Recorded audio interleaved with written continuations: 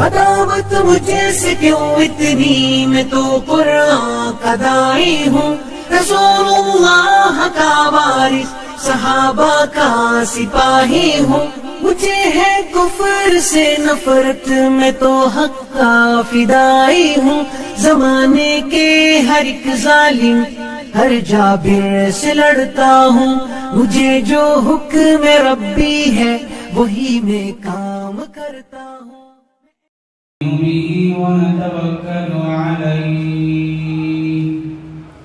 ونعوذ بالله من شرور أنفسنا ومن سيئات أعمالنا، من يهده الله فلا مضل له ومن يضلله فلا هادي له، ونشهد أن لا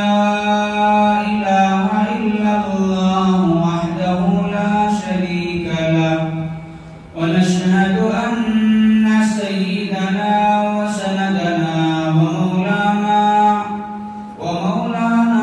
محمدا عبده ورسوله، صلى الله عليه وعلى آله وأصحابه وبارك وسلم تسليما كثيرا كثيرا. أما بعد، فقد قال النبي صلى الله عليه وسلم: شعبان شهري ورمضان شهر الله، أو كما قال عليه الصلاة والسلام. اللهم صل على محمد وعلى آل محمد في أول كلامنا. اللهم صل على محمد وعلى آل محمد في أوسط كلامنا.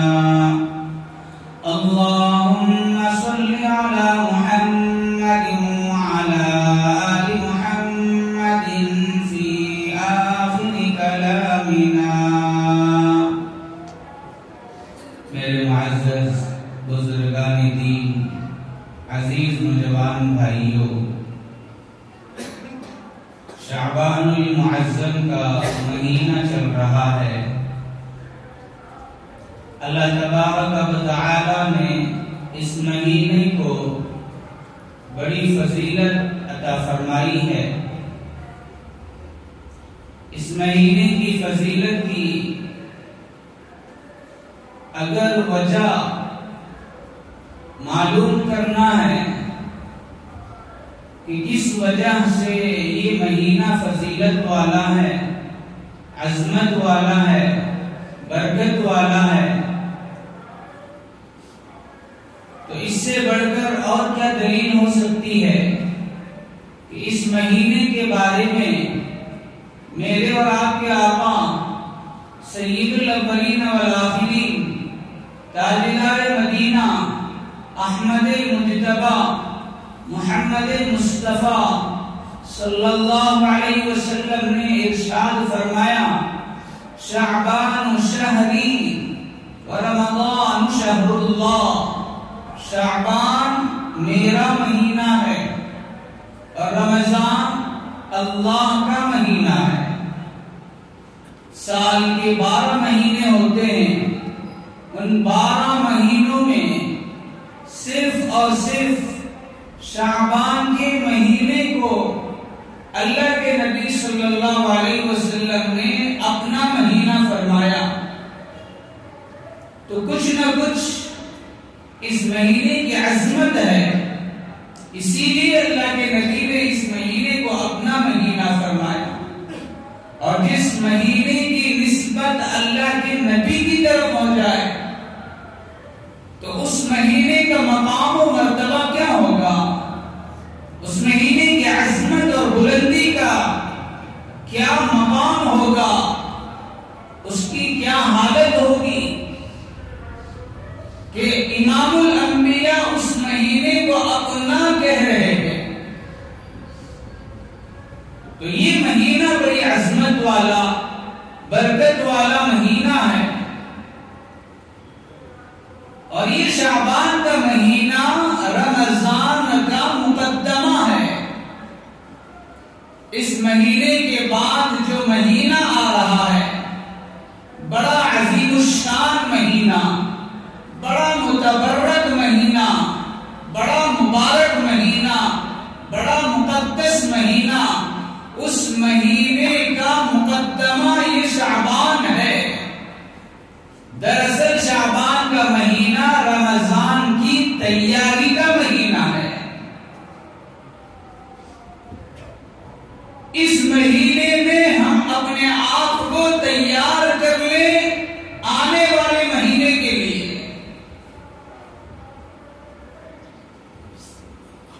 جیسے کسی کے گھر میں کوئی مہمان آتا ہے تو مہمان کے آنے سے پہلے ہی تیاریاں شروع ہو جاتی ہیں۔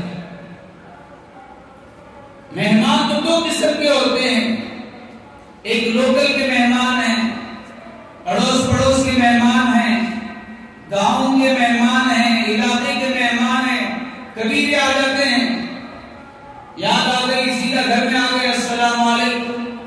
گھر میں نہ کچھ تیاری ہے، نہ بریانی بنی ہے، نہ گلاب جامن بنا ہے، نہ مٹھائی بنی ہے، کچھ بھی تیاری نہیں، مہمان آ گئے۔ ایسے مہمانوں کو بٹھانے کے بعد کچھ بنا کے کھلا دیا، چائے وغیرہ پلا دیا، فروٹ رکھا ہوا تھا لے کے رکھ دیا، ہنسی خوشی کی باتیں کر لی، اس کے بعد اٹھ کے چلے گئے۔ زیادہ تیاری نہیں ہوتی۔ لیکن اگر سسر صاحب کو معلوم ہو جائے کہ داماد آ رہے ہیں، پھر تو سسرے صاحب کی رات کی نیند حرام ہو جاتی۔ بکرے کا گوشت کہاں لینا، مچھلی کہاں خریدنا، بریانی کیسی بنانا، میٹھے کتنے رقم کے بنانا، فروٹا کیسے رہنا، مٹھائی کہاں سے لینا، بیڈ روم کو کیسے سجانا، ساس لگی ہوئی ہے دیواریں پوچھنے میں، سسر صاحب مارکیٹ میں گھوم رہے ہیں آئٹماں خریدنے میں، سالیاں گھر کو سجانے میں لگی ہوئی ہے۔ صرف ایک شخص کے آنے کے لیے پورا گھر ہلچل مچا ہوا ہے، پورے گھر کے لوگ دوڑ دھوپ میں لگے ہوئے ہیں، تو وہ کر، تو یہ کر، تو یہ کر۔ کون آ رہا ہے؟ معمولی مہمان نہیں، داماد شریف ہے، اس کے لیے دعوت شریف کا انتظام کیا جا رہا ہے۔ اگر ذریعی کمی بیشی ہو گئی پتہ نہیں کہاں کا زلزلہ آ جائے گا گھر میں۔ بریانی میں فرق پڑ گیا تو بیٹی کی زندگی میں فرق پڑ جائے گا۔ وہ ٹینشن لگا ہے سسر صاحب کو۔ دعوت میں اگر آئٹم اونچ نیچ ہو گیا تو پھر بیٹی کی زندگی خطرے میں آ جائے گی، باتیں سننا پڑے گا۔ مہمان الگ الگ قسم کے ہوتے ہیں، کوئی سال میں ایک مرتبہ آنے والا مہمان ہوتا ہے، کوئی کبھی کبھی آنے والا مہمان ہوتا ہے، باہر ملک میں چلا گیا، اب وہ باہر سے آ رہا ہے، اب اطلاع کر دیا کہ فلاں تاریخ کو میں ایئرپورٹ پہ اتر رہا ہوں، 4 گھنٹے پہلے کار لے کر ریڈی کھڑے رہتے ہیں۔ اکرام ہے مہمان کا، اعزاز ہے مہمان کا، اس کی ویلکم کی تیاریاں ہوتی ہے، اس کی دعوت کا انتظام بنایا جاتا ہے، گھر میں تیاری کا ایک ماحول ہوتا ہے تاکہ آنے کے بعد مہمان کو کسی قسم کی تکلیف نہ ہو، کھانے میں تکلیف نہ ہو، سونے میں تکلیف نہ ہو، گھر میں رہنے میں تکلیف نہ ہو، کسی قسم کا مہمان کو تکلیف نہ پہنچے، اس کے ساتھ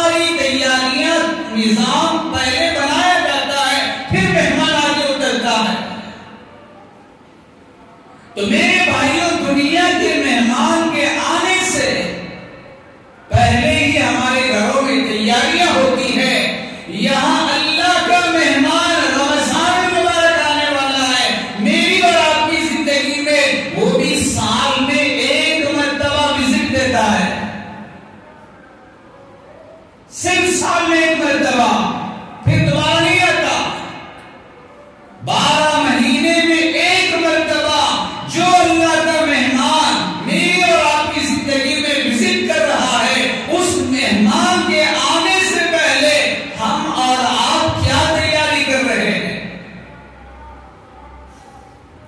اس کا کیا اکرام کر رہے ہیں، اس کی کیا قدر کر رہے ہیں، اس کے لیے اپنے آپ کو کیا تیار کر رہے ہیں۔ یہ شعبان کا مہینہ اس آنے والے مہمان کی تیاری کا مہینہ ہے۔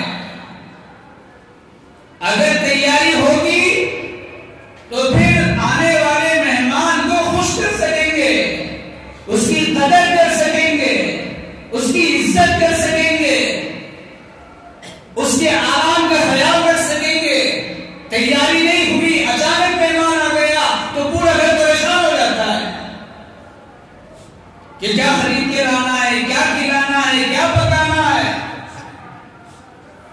اسی لیے فرمایا گیا شعبان کا مہینہ رمضان کی تیاری کا مہینہ ہے، اس مہینے میں آنے والے رمضان کی تیاری کر لیں۔ تیاری کیا ہے؟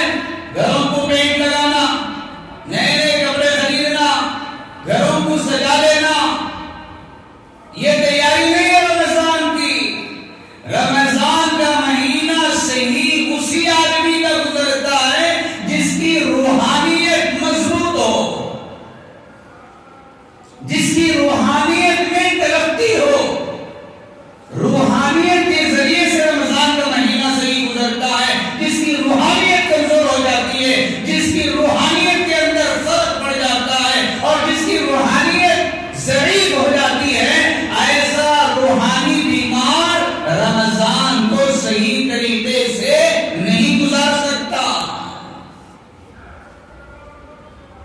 اسی لیے فرمایا گیا، مثال دے کر کے سمجھایا گیا کہ اللہ پاک نے 3 مبارک مہینوں کو ایک ساتھ رکھا ہے۔ رجب جو گزر گیا، شعبان جو ابھی چل رہا ہے، آنے والا مہینہ رمضان، یہ تینوں مہینے مبارک ہیں۔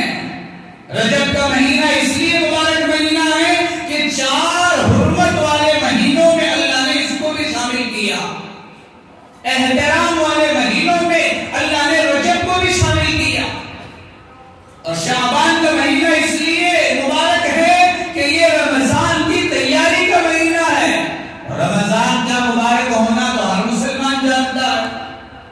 یہ تینوں مبارک مہینے اللہ پاک نے ایک کے بعد ایک رکھا ہے۔ علماء نے مثال دے کر کے سمجھایا کہ اگر کسی جگہ بارش ہونا ہے تو بارش ہونے سے پہلے وہاں کا کلائمیٹ چینج ہو جاتا ہے، وہاں کا موسم چینج ہو جاتا ہے، وہاں کا نظارہ چینج ہو جاتا ہے۔ کسی گاؤں میں بارش برسنا ہے، کسی علاقے میں بارش برسنا ہے، ڈائریکٹ بارش نہیں برستی، اور جو ڈائریکٹ بارش برستی ہے وہ زیادہ دیر تک بھی نہیں برستی۔ کبھی کبھی دیکھا ہوگا آپ نے، کڑک دھوپ ہے، اچانک بارش برس گئی، وہ چند قطرے ہوتے ہیں، وہ بارش نہیں ہوتی۔ 2 منٹ 4 منٹ بارش کا پانی پڑتا ہے، ختم۔ لیکن اگر کسی جگہ بارش زبردست برسنا ہوتا ہے اور اس بارش کے پانی سے وہاں کی زمین کو فائدہ پہنچنا ہوتا ہے، وہاں کے علاقے کو فائدہ پہنچنا ہوتا ہے، اس بستی کو فائدہ پہنچنا ہوتا ہے، وہاں کی کھیتیوں کو فائدہ پہنچنا ہوتا ہے، تو ایسی بارش کے آنے سے پہلے کلائمیٹ چینج ہوتا ہے۔ سب سے پہلے ٹھنڈی ہوائیں چلتی ہیں، ان ہواؤں کو دیکھ کر لوگ کہنے لگتے ہیں اب بارش ہونے والی، ٹھنڈی ٹھنڈی ہوائیں شروع ہوتی ہے۔ پھر اس کے بعد نمبر 2 پر بادل گرجنے لگتے ہیں، ادھر سے ادھر بادل آنے جانے والے شروع ہوتے ہیں۔ آسمان صاف تھا، اچانک بادل آگے کھڑا ہو گیا، تو یہ نشانی ہے کہ اب بارش ہونے والی ہے۔ اس کے بعد نمبر 3 پر بارش کا پانی برستا ہے. تو پہلے ٹھنڈی ہوائیں چلتی ہے، پھر بادل گرجتا ہے، پھر پانی برستا ہے. علماء فرماتے ہیں رجب کا مہینہ رحمت کی ہواؤں کے چلنے کا مہینہ ہے. رجب کے مہینے میں اللہ کی رحمت کی ہوائیں دنیا میں چلنا شروع ہو جاتی ہے. رحمت کی ہوا چل رہی ہے، نظام بدلنے والا ہے.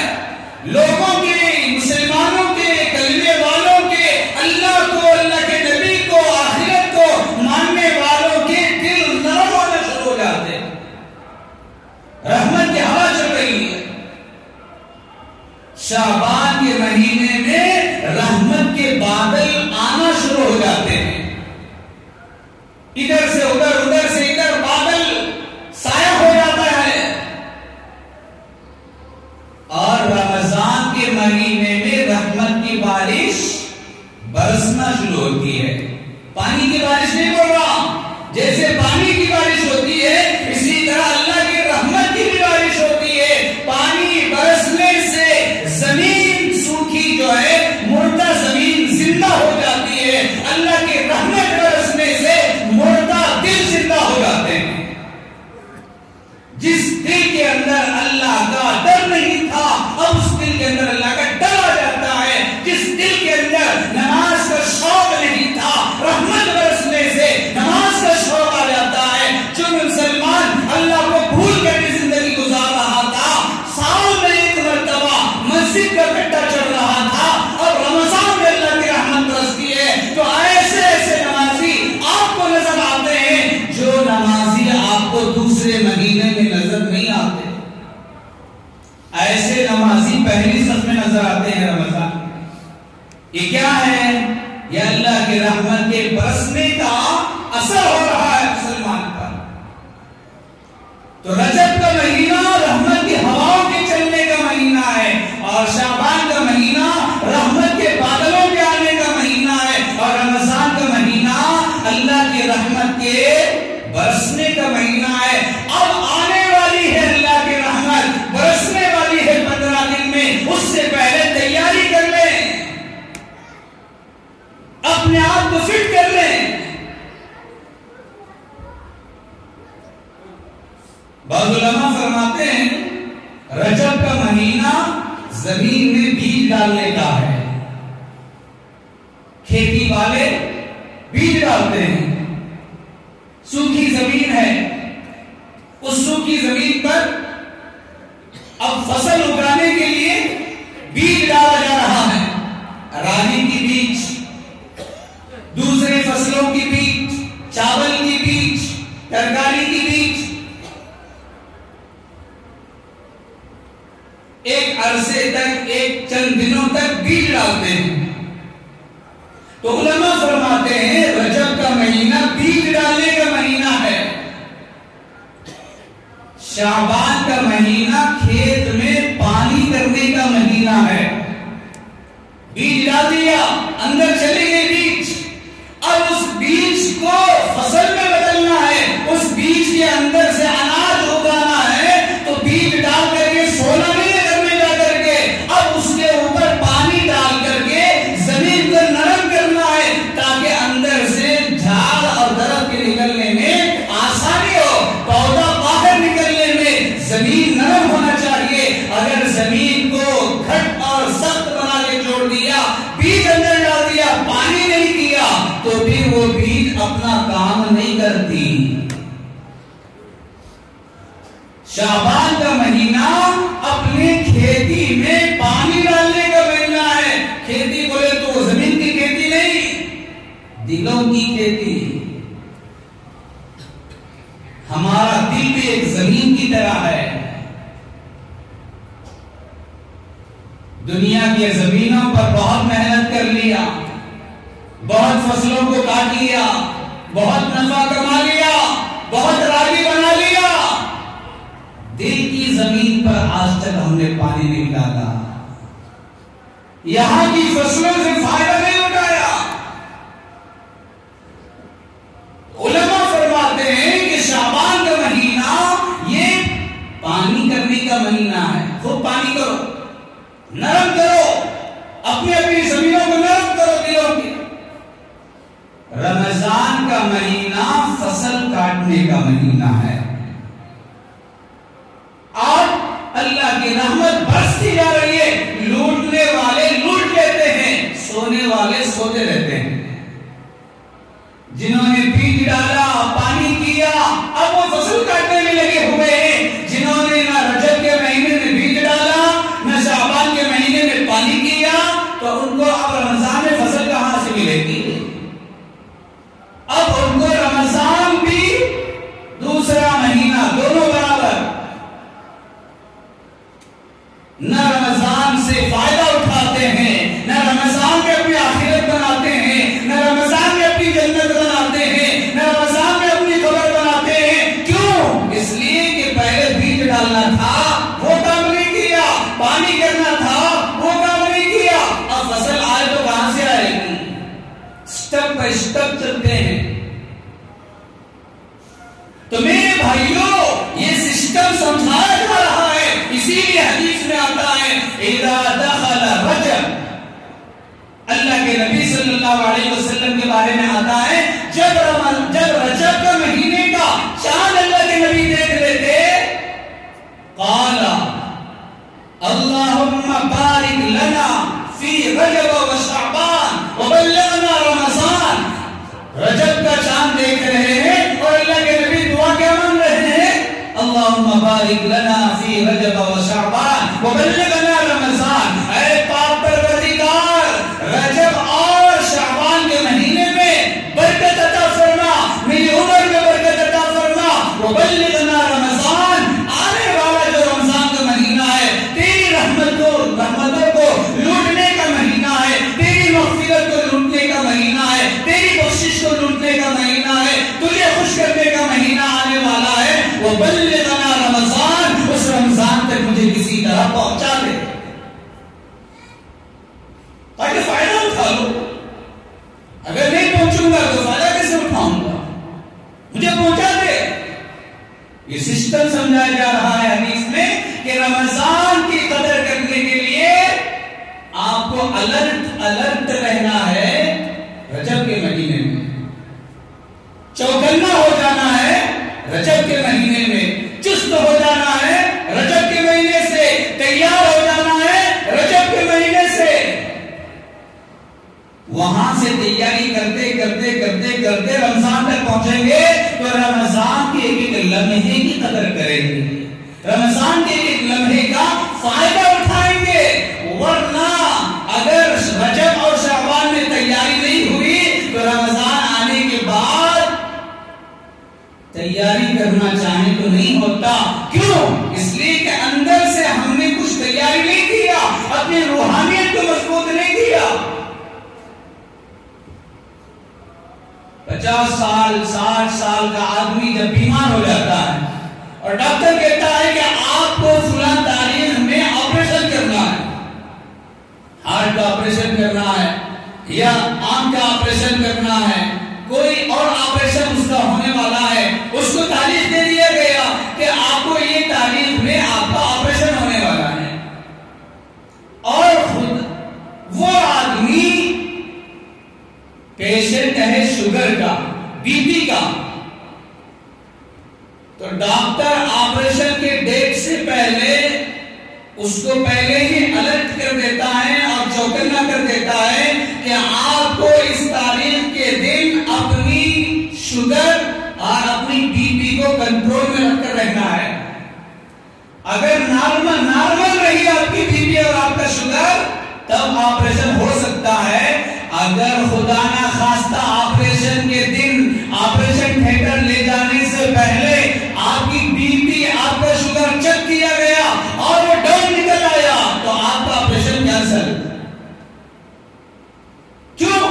اس لیے کہ آپریشن سکسیسفل ہونے کے لیے آپ کی بی پی کا نارمل بھی ہونا ضروری ہے، آپ کا شوگر کا نارمل ہونا بھی ضروری ہے۔ اگر یہ کمزور رہا تو ہم آپریشن نہیں کر سکتے، اگر کر دیں گے ریئیکشن ہو جائے گا، گڑبڑ ہو سکتی ہے، جان کا خطرہ آ سکتا ہے۔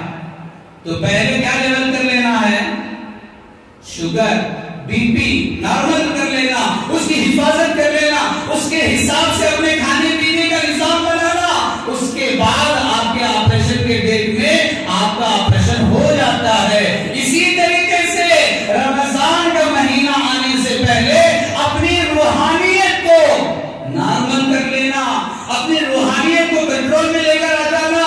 جو سال کے 12 مہینے یہ شعبان سے پہلے کے پورے 11 مہینے دنیا کے پیچھے پڑ کر کے، دنیا کے کاموں میں لگ کر کے، گناہوں کی زندگی گزار کر کے، نافرمانی کی زندگی گزار کر کے، منمانی کی زندگی گزار کر کے، بے نمازی کی زندگی گزار کر کے، سجدوں سے دور ہو کر، تسبیحات سے دور ہو کر، ذکر و اذکار سے دور ہو کر، قرآن کی تلاوت سے دور ہو کر، اللہ کا نام لینے سے دور ہو کر، نبی کی سنتوں سے دور ہو کر، جو آپ کی روحانیت کمزور ہو چکی ہے، آپ کی بی پی کی طرح، آپ کی شوگر کی طرح آپ کی روحانیت ڈاؤن ہو چکی ہے، تو آپ اس ڈاؤن روحانیت کو لے کر آپ رمضان میں قدم رکھیں گے تو آپ کو روزہ رکھنے میں دل نہیں لگے گا، آپ کو تراویح میں کھڑے ہونے کے لیے دل نہیں لگے گا، آپ کو تہجد پڑھنے کے لیے دل نہیں لگے گا، آپ کو قرآن کی تلاوت میں دل نہیں لگے گا، آپ کو زکات دینے کے لیے دل نہیں مانے گا، آپ کو صدقہ نکالنے کے لیے دل نہیں مانے گا۔ کیوں؟ اس لیے کہ روحانیت آپ کی ڈاؤن ہے۔ اسے پہلے کنٹرول میں لاؤ۔ کیا کرنا کنٹرول میں لانے کے لیے؟ روحانیت کو کنٹرول میں لانے کے لیے کیا کرنا؟ اللہ کے نبی صلی اللہ علیہ وسلم کے بارے میں امی جان عائشہ صدیقہ رضی اللہ تعالی عنہ فرماتی ہیں، اللہ کے نبی جب شعبان کا چاند دیکھ لیتے تو اپنی عبادتوں میں اضافہ کر لیتے، کثرت سے روزے رکھتے اللہ کے نبی۔ امی جان عائشہ صدیقہ فرماتی ہیں، اللہ کے نبی کے شعبان کے روزے رکھنے کو دیکھ کر کے ایسا معلوم ہوتا تھا کہ اب اللہ کے نبی پورا مہینہ روزہ رکھیں گے، اتنا زیادہ روزوں کا اہتمام ہو رہا ہے۔ شعبان کا چاند دیکھنے کے بعد تاریخ یاد رکھتے تھے اللہ کے نبی، آج شعبان کی کیا تاریخ ہے، کتنے دن ہو گئے شعبان کے، کتنے دن باقی ہے رمضان کے لیے، حساب رکھتے تھے، دنوں کا حساب رکھتے تھے، تاریخ کا حساب رکھتے تھے، اور اپنی عبادتوں کو زیادہ کر لیتے تھے، نماز زیادہ کر لیتے تھے، نفلوں کو زیادہ کر لیتے تھے، قرآن کی تلاوت کو زیادہ کر لیتے تھے، اور خصوصی طور پر حدیثوں میں شعبان کے مہینے کے روزوں کو زیادہ کرنے کی بات ہمیں ملتی ہے۔ اللہ کے نبی شعبان کے مہینے میں روزے زیادہ رکھا کرتے تھے۔ یہ کیوں ہو رہا ہے؟ اللہ کے نبی کی زندگی میں یہ فرق کیوں ہو رہا ہے؟ رمضان کی تیاری میں روزے زیادہ رکھیں گے تو آپ کو آنے والے رمضان کے روزے رکھنا آسان ہو جائے گا، ورنہ کھاتا پیتا جسم ہے، دن میں 3 ٹائم برابر نہیں ملا تو راگی کا مدعا، باڈی کام نہیں کرتی، ایک گولی پڑنا اندر، جب اندر کی جوانی باہر نکلتی، یہ مدے کھاتے کھاتے کھاتے کھاتے ہمارے جسم کو جو عادت پڑ گئی ہے، اب یہی عادت رہے گی تو رمضان میں اچانک روزے اللہ نے فرض کر دیا، یا ایھا الذین آمنوا کتب علیکم الصیام، اے ایمان والو روزے رکھنا فرض ہے تمہارے لیے، ضروری رکھنا ہی، بہانے نہیں چلتے، رکھو۔ ارے روزے فرض ہو گئے اور میرا جسم تو کھانے کا عادی ہو چکا ہے، اب اچانک روزہ رکھوں گا، بہت سے لوگوں کی بی پی اوپر نیچے ہو جاتی ہے، بہت سے لوگوں کو چکر شروع ہو جاتی، بہت سے لوگ بخار آ جاتی، اور مولوی صاحب کے پاس آتے ہیں، حضرت کیا کہ روزہ رکھنے سے نہیں روزہ جسم میں کیا کہ کب کب کی شروع ہو جاتی روزہ رکھنے، کیا کرنا، کیا تو بھی ذرا ایڈجسٹمنٹ ہوتا ہے کہ بڑے روزے رکھ لیتے ہیں۔ یہ کیوں ہوتا ہے؟ شعبان میں اس کی تیاری نہیں ہوتی، اپنے جسم کو فٹ نہیں کیا، 1-2 روزے رکھ کر کے ذرا ٹیسٹ کر لینا اپنی باڈی کو کہ کیپیسٹی ہے یا نہیں روزے رکھنے کے لیے۔ فائنل ایگزام سے پہلے اسکولوں میں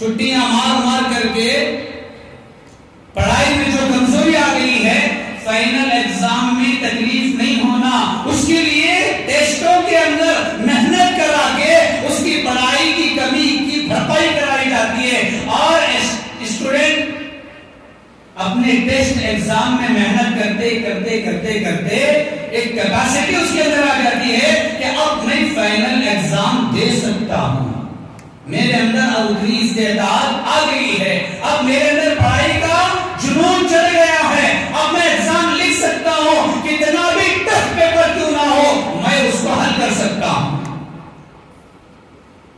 یہ ٹیسٹ ایگزام کا مقصد کیا ہے؟ فائنل میں اسٹوڈنٹ کو کسی قسم کی پریشانی نہیں ہونا۔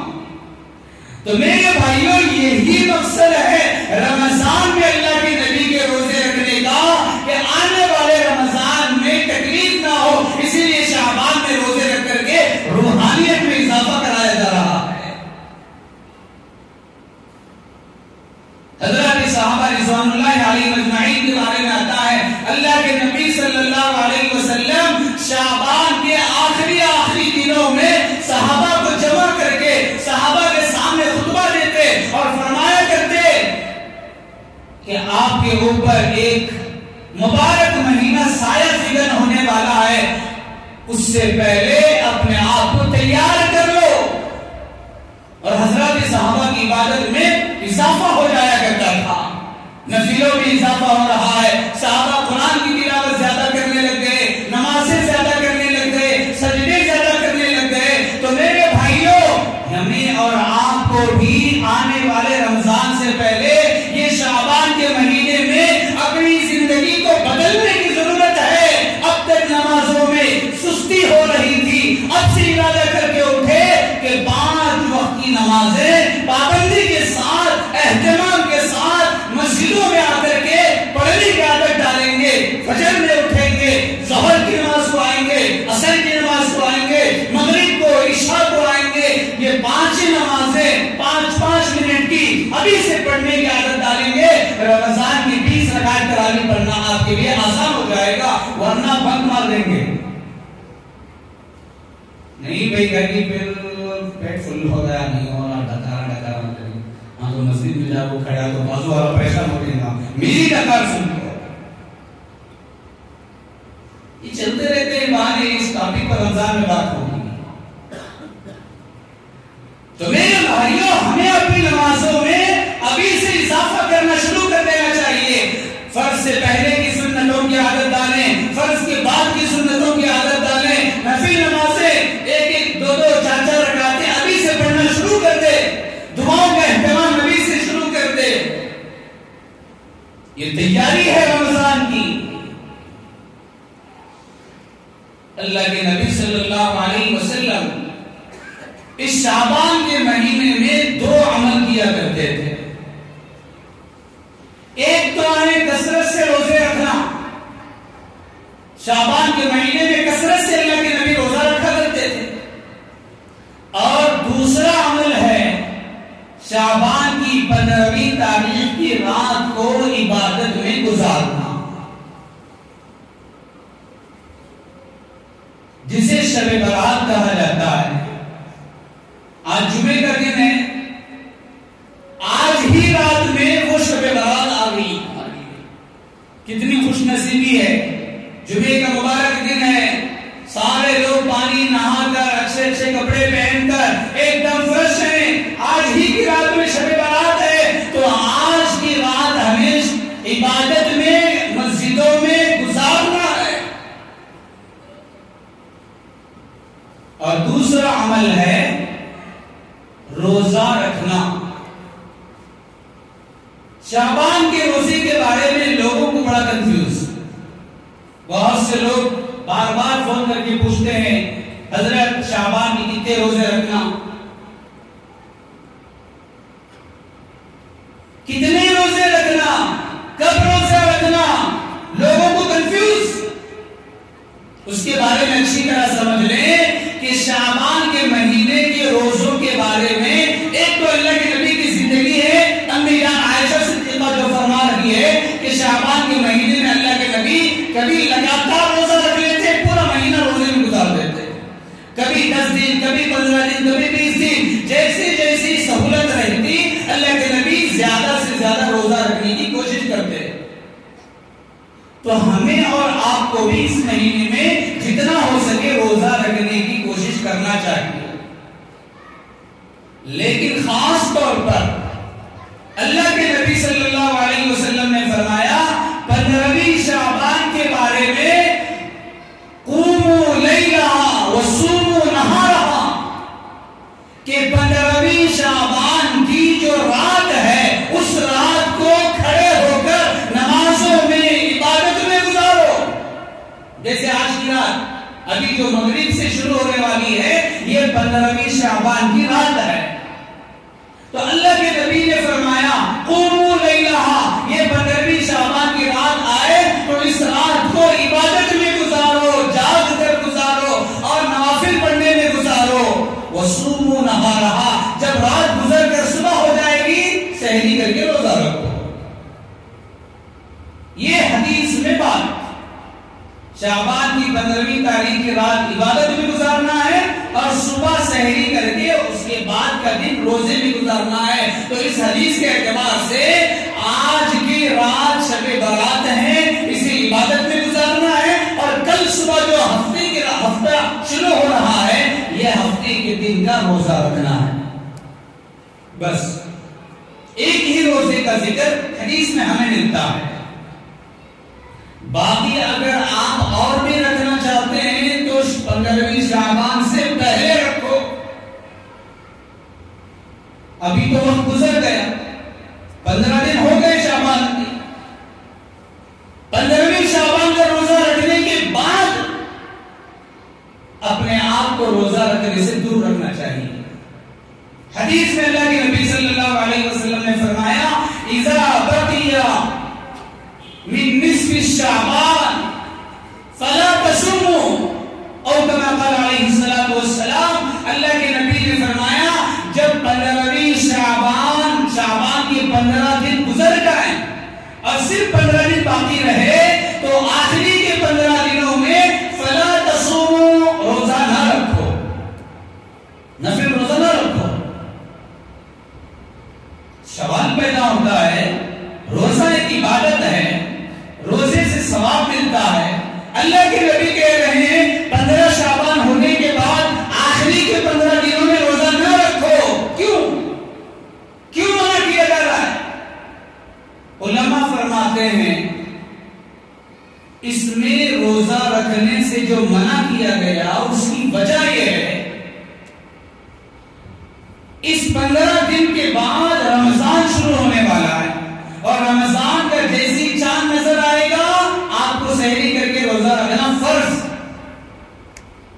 اس میں کیا بھی چھوٹ نہیں ہے، بہانے بازی نہیں چلتی، رکھنا ہی رکھنا۔ تو حدیث میں جو منع کیا جا رہا ہے اس کی وجہ یہ ہے کہ آپ آخری کے 15 دن کو روزے میں گزاریں گے تو روزہ رکھتے رکھتے ہو سکتا ہے آپ کے جسم میں کمزوری آ جائے، آپ کی باڈی میں کمزوری آ جائے، آپ بیمار ہو جائیں روزہ رکھتے رکھتے۔ اگر 15 شعبان کے آخری کے دنوں میں نفل روزہ رکھتے رکھتے بیمار ہو جائیں گے تو رمضان شروع ہوتے ہی رمضان کا روزہ فرض ہے، اب یہ بیماری کے بہانے سے رمضان کا فرض روزہ چھوڑ دیں گے۔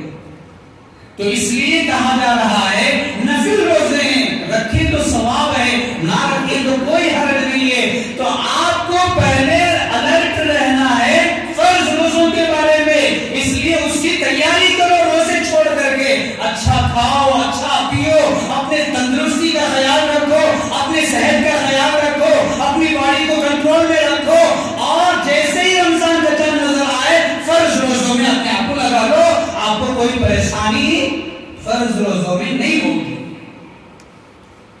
تو اپنی جسم کی حفاظت کے لیے، صحت کی حفاظت کے لیے آنے والے رمضان کے روزوں میں فرق نہ پڑ جائے اس کی تیاری کے لیے اللہ کے نبی نے فرمایا فلا تصوموا، روزے نہ رکھو۔ یہ وجہ ہے آخری روزے نہ رکھنے کے لیے۔ اس لیے جو حضرات مسئلہ پوچھتے ہیں شعبان کی کتنے روزے رکھنا، تو اچھی طرح سن لے، 15ویں شعبان کا ایک ہی روزہ رکھنا وہ بھی مستحب ہے، فرض اور واجب نہیں۔ رکھیں گے بہت اچھا ثواب ملے گا، آپ کو روزہ رکھنے کی ایک عادت پڑ جائے گی، پھر رمضان میں آپ کو آسانی ہو جائے گی، بس یہ مقصد ہے۔ اور اگر کسی کو خواہش ہے کہ میں 2 رکھوں، 3 رکھوں، 10 رکھوں، اس سے پہلے رکھ لینا چاہیے۔ اور دوسری بات، دوسرا عمل جو اس مہینے میں کرنے کا ہے وہ ہے 15ویں شعبان کی رات کو عبادت میں گزارنا۔ بہت اہم رات ہے، انشاءاللہ اس کے بارے میں رات ہی میں اس کے بارے میں گفتگو ہوگی۔ اور آج اسی مناسبت سے جامعہ مسجد میں آج کی عشاء کی نماز کا ٹائم 9:30 بجے اذان اور 10 بجے عشاء کی جماعت کھڑی ہوگی، اور عشاء کی نماز کے بعد انشاءاللہ اسی عنوان پر کہ شب برات کیسے گزارنا ہے، اس میں کیا ہم کو عمل کرنا ہے، اور اس کے علاوہ انشاءاللہ دوسری باتیں تفصیل کے ساتھ آئیں گی، بیان ہوگا نماز کے بعد۔ تو آپ حضرات آج کے عشاء کی نماز کا ٹائم بھی ذہن میں رکھیں، اور نماز کے بعد انشاءاللہ بیان میں بھی شرکت کرنے کی کوشش کریں۔ اللہ تبارک و تعالیٰ سے دعا، اللہ پاک مجھے اور آپ کو عمل کی توفیق عطا فرمائے، آنے والی آج کی رات کو صحیح گزارنے کی توفیق عطا فرمائے، آمین۔